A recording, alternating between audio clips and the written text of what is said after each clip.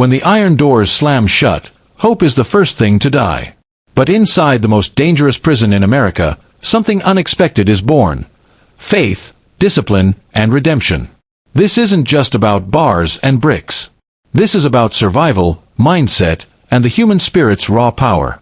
What happens when a man has nothing left to lose? Sometimes, he finds everything. Come inside, and see what freedom really means from behind the walls of America's deadliest prison. Inside the razor-wire walls of America's deadliest maximum security prison, life is measured not in days, but in battles. Battles for control, for survival, and sometimes, for your soul. In this place, no one wears a mask.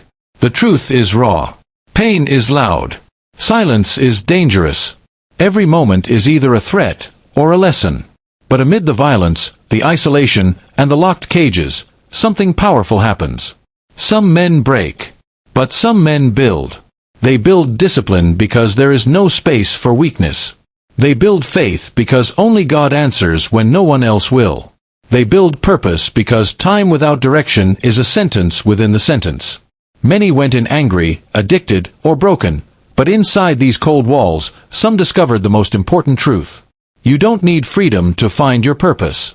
You need commitment, courage, and the will to change, even in the darkest places. This prison may cage their bodies, but some walk those yards freer than men on the outside. Because freedom isn't a place, it's a mindset. And that is the untold story inside America's deadliest prison. A story of pain, yes, but also of transformation, redemption, and power born from the ashes of brokenness. 1. Survival teaches disciplined brain. In a place where weakness is preyed upon, discipline isn't a choice, it's a necessity. Inmates develop a structure in their daily routines, workouts, and interactions.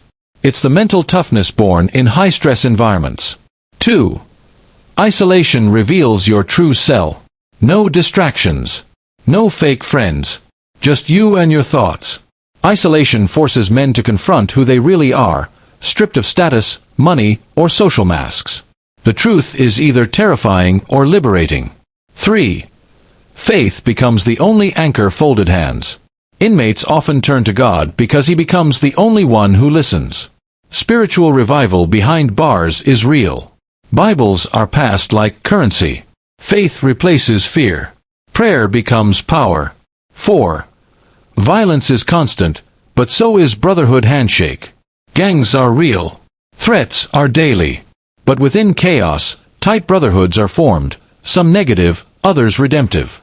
Those who rise above the violence often do so with the support of a small circle of disciplined, focused men. 5. Reputation can save you, or end you locked with key. In prison, your reputation speaks before you do. Respect is earned, not given. Every action matters. Self-control becomes your best weapon. Character is no longer theory, it's survival. 6. Purpose is discovered through pain direct hit. Inmates who turn their life around often do it after deep reflection and suffering. Many find purpose mentoring younger prisoners, writing books, finding God, or helping others avoid the mistakes they made. 7. Freedom is a mindset, not a location compass. Some of the most mentally free people are behind bars. They've overcome addiction, bitterness, hatred. They've taken control of their mind, emotions, and habits. Freedom starts inside you, not outside. 8. Even the deadliest place holds hope's sunrise. Every cell has two things, a lock and a choice. While many choose anger, others choose growth. There are men who entered this prison lost, and emerged as powerful leaders from within. That's the miracle of hope. It blooms even in concrete. 1. Survival teaches disciplined brain, expanded. In the outside world, discipline is often a choice. Something people try to develop through gym routines, productivity apps, or early morning alarms. But in America's deadliest maximum security prison, discipline isn't a lifestyle hack. It's a lifeline. From the moment an inmate wakes up, everything becomes a calculation. When to move, who to look at, when to speak, or when to stay silent. Every second is a test. There are no second chances for mistakes. One wrong word can get you targeted. One moment of weakness can make you prey. So survival demands more than strength. It demands precision. Men who once lived wild and reckless on the outside begin to transform into soldiers of structure. They wake up at the same time every morning, not because of a job, but because routine brings safety. They make their beds with military focus. They train their bodies, not for aesthetics, but for survival. Push-ups in the cell. Pull-ups on the yard. It's not about fitness, it's about readiness. Even food becomes strategic. Eating too fast or too slow can draw attention. Sharing food with the wrong person? A risk. Rejecting food from someone dangerous? Another risk. So every action is filtered through caution, calculation, and control.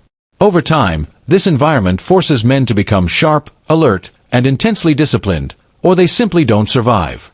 But the real discipline isn't just physical, it's mental. Men learn to master their emotions. They bury rage because it can trigger a fight.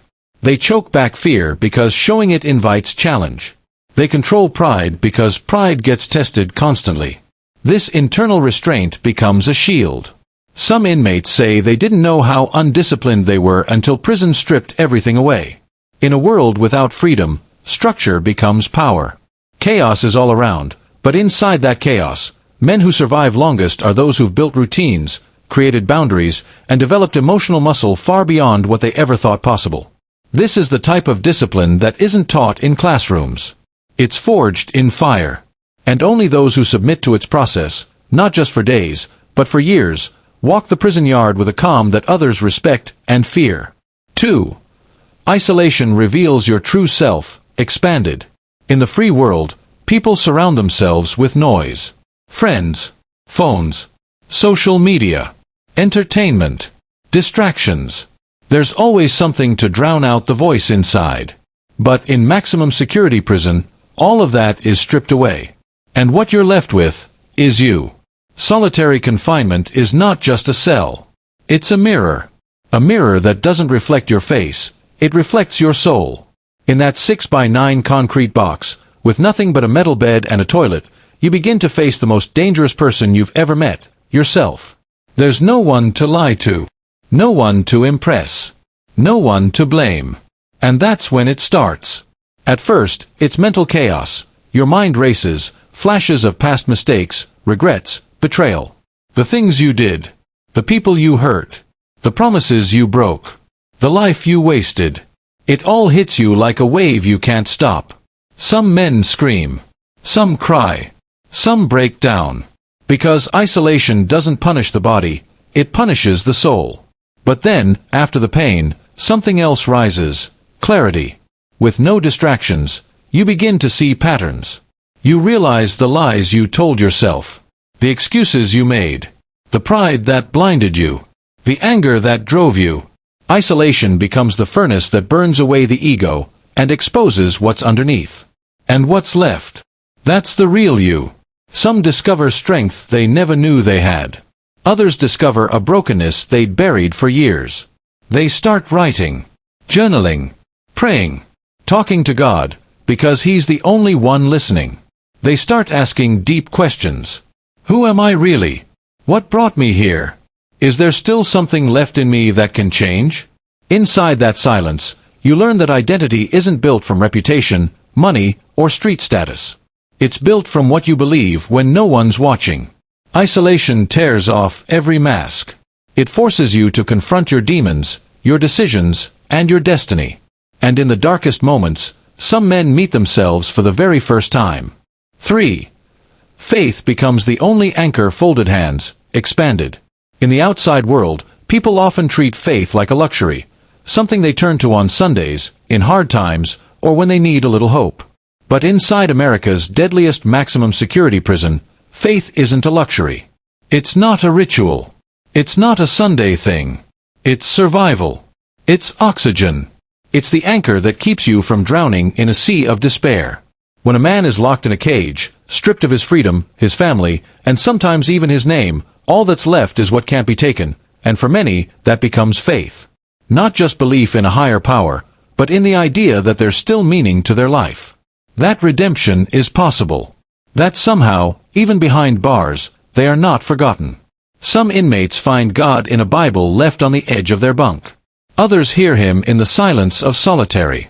Some cry out in desperation, not even knowing who they're crying to, and are shocked when peace answers back. In this place, men who once mocked God, men who lived reckless and wild, start folding their hands.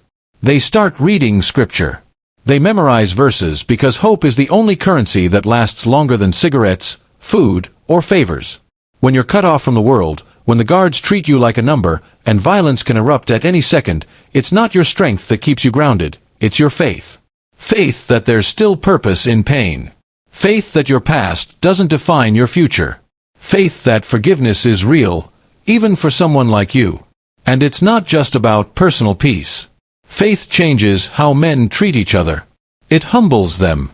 It softens hardened hearts. It builds quiet respect. In the middle of chaos, prayer becomes a shield, and scripture becomes a sword, not against others, but against the anger, the bitterness, and the guilt that lives inside. You'll find inmates leading Bible studies in dark corners of the yard. You'll see enemies bowing their heads together, asking for grace. Because behind those steel bars, men discover that when everything is taken away, God is the only one who remains. Faith becomes the compass, the lifeline, the anchor that holds, even when everything else is sinking. 4. Violence is constant, but so is Brotherhood handshake, expanded. In America's deadliest maximum security prison, violence is not an event, it's an atmosphere. It hangs in the air like humidity. You can feel it before it explodes. The tension in every hallway. The unspoken rules. The stares that say everything without saying a word. You wake up expecting danger. You go to sleep listening for footsteps. Fights break out over nothing, a glance too long, a wrong word, a borrowed item not returned. And in a world where weakness is exploited and emotions can be fatal, most inmates walk with their fists clenched and their hearts guarded. But in this environment of chaos and control, something unexpected is born: brotherhood. Not the kind found in handshakes and social events. Not the kind forged by convenience. This brotherhood is different. It's forged in fire, pain, and shared struggle. When you live every day knowing that one mistake could cost your life, you begin to value the people who stand beside you when it matters. Real brotherhood in prison isn't about race, gang affiliation, or where you're from, it's about trust. And trust in this place is rare. Priceless. Sometimes even more valuable than protection. You find men who would have never spoken on the outside, sharing meals, watching each other's backs, warning each other about threats. Not because they're perfect, but because they've been through the storm together. They've seen each other at their worst. They've seen each other break. And they've seen each other rise. Some of these men form what you could call spiritual tribes, circles of those who are trying to change. They read together, pray together, talk late into the night about their regrets, their dreams, and their determination to be better. And in a place where betrayal is normal, this brotherhood gives a man something to hold on to, a reason not to give up. They might be surrounded by razor wire, but within their small circles, they find warmth, encouragement, humanity. In the yard, you'll see men walk shoulder to shoulder in silence, not for power, but for peace. You'll hear laughter echo from a concrete wall, not because life is easy, but because for a brief moment, someone remembered what it felt like to be human again. Yes, the violence is constant. But so is the chance to bond with someone who's walking the same road. Someone who knows what it means to lose everything, and still wake up trying. In a place built to divide, sometimes the most unexpected thing grows. Brotherhood that heals more than the system ever could. 5. Reputation can save you, or end you locked with key, expanded. In the free world, people care about reputation for likes, promotions, and popularity. But inside America's deadliest maximum security prison, reputation is currency. It's protection. It's power. And sometimes, it's the only thing keeping you alive. The moment you walk in through those steel gates, the system strips away your name and replaces it with a number. But the inmates, they don't care about your number. They care about your reputation, what the streets say about you, what the paperwork says about your case, and how you carry yourself the second you hit the yard. Every movement is watched. Every word is recorded, not on tape, but in memory. Every reaction is studied like a chessboard. If you come in with a false story, the truth will surface. If you try to act tougher than you are, someone will test you. If you disrespect the wrong man, word will spread like wildfire. In this place, respect is everything, and it's earned through consistency, humility, and control. Not just by being feared, but by being solid. Solid means you don't lie. You don't run your mouth. You handle your business quietly and with discipline. You don't owe people. You don't hide. And when you say something, you stand on it. Some men walk with an aura, not because they're loud, but because they've survived things others couldn't. Their names carry weight. They're the kind who can stop a fight with a look. Because in here, you don't need to raise your voice to be heard. You need a reputation that speaks louder than you ever could. But here's the dark side. Reputation can also destroy you. If you're known as weak, you're a target. If you're known as a snitch, you're done. If you're known for betrayal, your days are numbered. And the worst part? Sometimes your past follows you in. Things you did on the outside, choices you thought were behind you, come back to haunt you. People inside find out. They always do. And when they do, you either stand accountable, or prepare to face the consequences. Some men spend years rebuilding their reputation, earning back trust, changing their image, learning how to carry themselves with dignity instead of dominance. Because the truth is, in here, how you're seen is often more powerful than who you really are. Reputation becomes a full-time job. You walk different. You speak different. You calculate every move, not because you're paranoid, but because one careless step can shatter the balance you fought to build. Inside these walls, your reputation can get you respect, or it can get you remembered in the worst way. 6. Purpose is discovered through pain. Direct hit, expanded. In the free world, people chase purpose in careers, money, relationships, and recognition. They set goals, chase dreams, attend seminars, read books. But in America's deadliest maximum security prison, purpose doesn't arrive on a vision board. It is born out of pain. For many of these men, pain is not a moment, it's a lifetime. Childhood trauma, abuse, abandonment, poverty, racism, addiction, betrayal. These wounds followed them long before the crime, long before the handcuffs. They were already bleeding inside when the world finally saw them as broken. So when the cell door slams shut and everything is taken, freedom, family, pride, the pain becomes deafening. You can't run from it anymore. There's no schedule to distract you. No substances to numb it. No fast life to cover it up. Just four walls, a thin mattress, and the ghosts of every bad decision staring you down. That's when the real battle begins. And it is in this furnace of agony that purpose starts to rise. Not all at once, but slowly, painfully, like a seed breaking through concrete. Some find it after a fight that leaves them shaken. Others find it after losing a friend to violence. Some discover it after reading a book that changes how they see the world.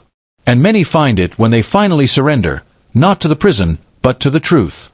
They realize they were created for more than destruction. That their story doesn't have to end in regret. That the same pain that broke them could now fuel something greater. So they begin to shift. They pick up a pen and start writing letters, not just to others, but to their younger selves. They enroll in GED programs, college courses, spiritual classes. They mentor younger inmates, warning them of the path they've walked. They start reading scripture not as punishment, but as revelation. And something incredible happens. They begin to feel alive again, not because they've escaped prison, but because they've stepped into something bigger than survival. This kind of purpose can't be faked. It's not shallow. It's not for show. It's built on the back of suffering. On nights spent crying quietly. On years spent rebuilding what the world said was already lost. The man who finds purpose inside these walls walks differently. He's not driven by fear or pride. He's driven by a calling, a fire in his chest that says, I still matter. My life still counts. I'm not done yet. Pain didn't destroy him. It defined him. And through that pain, he discovered not just who he was, but who he was created to be.